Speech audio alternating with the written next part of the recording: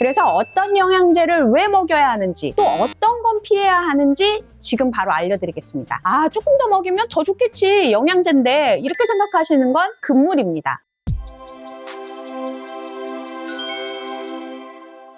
안녕하세요. 여러분의 반려동물 건강 지킴이 한현정 교수입니다. 요즘 유튜브나 SNS를 보면 영양제 정보가 넘쳐나죠. 근데 그중에는 과장되거나 심지어는 근거 없는 정보도 정말 많습니다. 그래서 저희 건국대학교 부속동물병원이 유튜브를 통해서 알려드립니다. 광고만 보면 다 좋다고 그러고 후기도 넘쳐나는데 이게 정말 우리한테 다 필요한 걸까요? 괜히 잘못 먹였다가 탈이라도 나면 어쩌나 걱정도 되실 거예요. 그래서 어떤 영양제를 왜 먹여야 하는지, 또 어떤 건 피해야 하는지 지금 바로 알려드리겠습니다. 자, 이제 본격적으로 하나씩 뜯어볼까요? 보호자님들이 가장 자주 물어보시는 영양제 탑3부터 시작하겠습니다. 바로 오메가3, 글루코사민, 그리고 프로바이오틱스입니다. 이게 이름만 들어도 뭔가 좀 있어 보이잖아요. 먼저 오메가3 같은 경우는 피부랑 털 건강하면 떠오르는 대표 주자죠. 강아지 피부가 자주 가렵다든지 털이 막 푸석푸석하고 막 비듬이 눈처럼 날리고 이럴 때 효과를 보실 수가 있어요. 특히 알레르기 피부염이나 아토피 있는 아이들에겐 이러한 염증 완화 효과도 있다고 알려져 있습니다. 그런데 중요한 건 오메가3가 다 똑같은 거 아니야? 이러고 사람용 오메가3를 그냥 덥석 주시면 안 된다는 겁니다. 왜냐하면 이게 성분도 다르고 또 품질 기준도 다르기 때문에 강아지가 먹지 말아야 하는 추가 성분이 들어있을 수도 있고요. 또 잘못하면 오히려 탈날 수 있습니다. 그러니 반드시 반려동물 전용 제품 그리고 양 조절도 꼭 지켜주셔야 돼요. 오메가3의 핵심 성분은 EPA와 DHA인데 이 성분이 염증 완화 효과가 있어서 각종 질병에 도움을 준다는 연구가 많이 진행이 되어 있습니다. 또 주실 때 반드시 EPA와 DHA, 이 성분들이 충분히 들어있는지 확인하셔야 합니다. 그리고 또 오메가3를 너무 많이 먹이면 오히려 문제가 될 수 있습니다. 이것도 결국은 기름이잖아요. 그래서 용량을 지켜주셔야 되고 조금 더 먹이면 더 좋겠지, 영양제인데, 이렇게 생각하시는 건 금물입니다. 그래서 꼭 용량을 지켜주시기. 그 다음은 글루코사민입니다. 말만 들어도 이 관절 생각나시죠? 노령견이나 관절 약한 아이들, 또 우리 소형견들은 슬개골 탈구, 십자인대, 관절 질환이 너무 많잖아요. 그래서 이런 애기들한테 자주 쓰이는데요. 이런 연골을 보호해주고 또 관절이 이렇게 윤활하도록 도와줘서 계단을 오르내릴 때나 아니면 산책할 때 덜 힘들게 해줍니다. 그런데요, 사실 이 글루코사민 단일 성분만으로는 관절 질병에 효과가 없다는 연구가 대다수예요. 그래서 글루코사민 이외에도 관절 기능에 도움을 주는 여러 다양한 성분들이 있는데 이러한 성분들이 충분히 함유되어 있는 제품을 선택하는 것이 중요합니다. 또한 관절 영양제 역시 당연히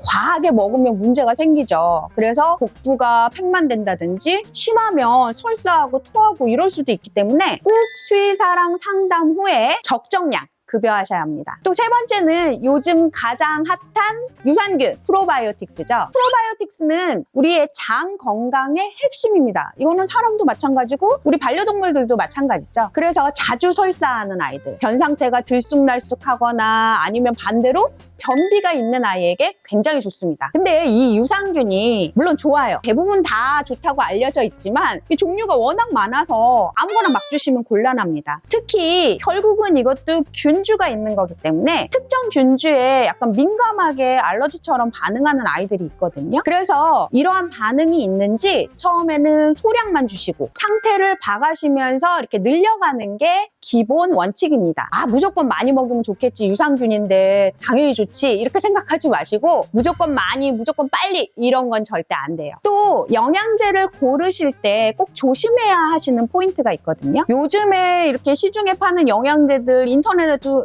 너무 많고요. 종류도 많고 포장도 너무 예쁘죠? 근데 실제로는 우리가 영양제를 포장 예뻐서 하진 않잖아요. 실제로는 기능성 근거가 부족한 제품이 꽤 많습니다. 예를 들어 피부에 좋아요, 관절에 효과적이에요, 이런 말은 많은데 막상 보면 공신력 있는 연구나 기본 데이터가 없는 경우가 많아요. 이 영양제는 사실 약이 아니기 때문에 그런 부분에서 허가가 나는데 엄격하지가 않습니다. 어떻게 보면 그냥 이미지 마케팅일 수도 있는 거죠. 또 하나 하나는 이 성분표에 뭔가 있어 보이는 이름이 써 있다고 해서 다 믿으시면 안 됩니다. 예를 들어 뭐 땡땡 추출물 함유 이런 문구는 실제 함량이 아주 미미하거나 아니면 그냥 첨가물 위주로만 구성된 경우도 있어요. 그러니까 어떻게 말하면 실속 없는 포장용 성분이라고 볼 수가 있죠. 그래서 실제 이들 성분들이 제품에 과연 얼마나 들어있는지 이런 것들을 확인해 본 자료들이 있는데 함량을 측정해 보니까 실제로는 있다고 써 있는데 불검출이 나온 경우도 꽤 많습니다. 이러한 이유는 실제로 넣었다고 하더라도 제품을 생산하는 과정에서 이러한 유효한 성분들이 파괴되거나 완전히 소실된 결과들이 있을 수 있고요. 그래서 중요한 거는 이 원료에 투입된 함량보다는 생산이 완료된 완제품에 들어있는 함량을 표시하거나 아니면 이러한 성분 함량들을 개런티, 즉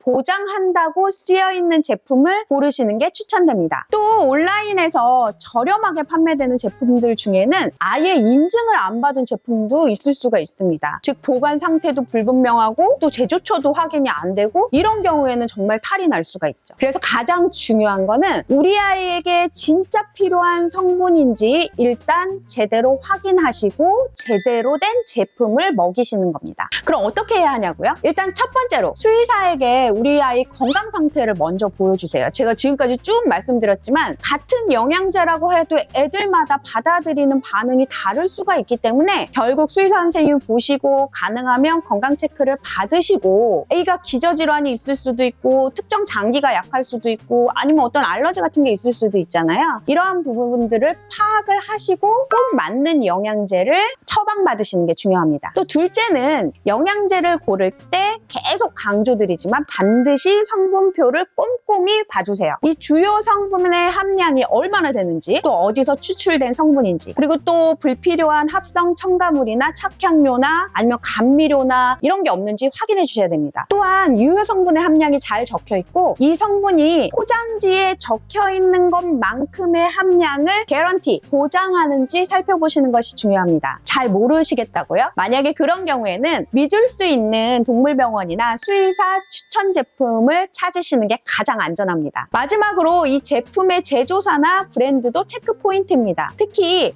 동물용이기 때문에 농림축산검역본부의 인증을 받았는지 아니면 식약처 인증을 받았는지 GMP나 HACCP 같은 이런 위생 기준을 충족했는지 이것도 굉장히 중요한 포인트예요. 다시 한번 강조하지만 포장이 예쁘다고 절대 믿을 수 있는 제품이다 라는 거는 동일하게는 아니기 때문에 항상 염두에 두셔야 됩니다. 이렇게 단계별로 따져보고 선택해야 진짜 내 강아지, 내 고양이에게 약이 되는 영양제를 찾으실 수가 있어요. 무턱대고 믿고 먹이는 게 아니라 정확히 꼼꼼하게 따져보고 선택하셔야 합니다. 그러니까 가장 좋은 건 뭐다? 우리 아이의 상태에 맞춰서 꼭 필요한 것만 수의사랑 상담을 하고 지금 어떤 사료를 먹고 있고 어떤 약을 복용 중인지까지 확인한 다음에 아이한테 가장 최적의 영양제를 주시는 게 안전합니다. 영양제는 그냥 이거 좋다더라 하는 말에 혹해서 이것저것 막 주시는 것보다 전문가랑 꼭 상의하시고 이 아이한테 맞는 것만 콕 집어주시는 게 제일